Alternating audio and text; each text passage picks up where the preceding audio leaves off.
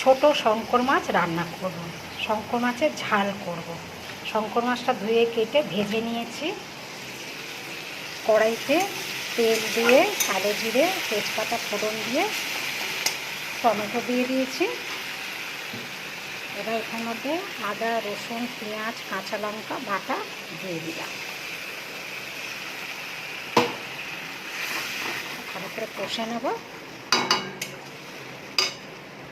পেঁয়াজটা একটু ভাজা ভাজা হয়ে গেছে। এবার হচ্ছে লঙ্কা হলুদ জিরের গুঁড়ো একটু কাশ্মীরি লঙ্কা দিয়ে দিচ্ছি।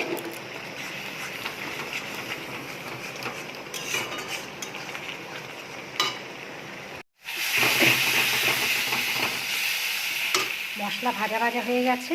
এবার মাছটা দিয়ে দিচ্ছি।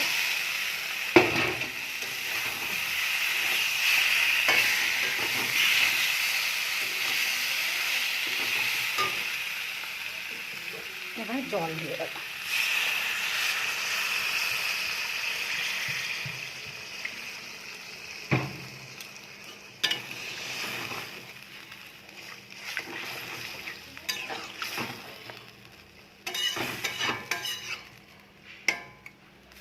এবার ঢাকা দিয়ে দেব।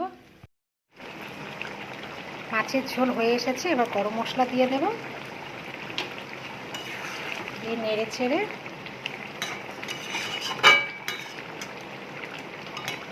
গ্যাসটা বন্ধ করে দেব। দিয়ে ঢাকা দিয়ে 5 মিনিট রেখে দেব। ছোট শঙ্কর মাছের ঝাল হয়ে গেছে।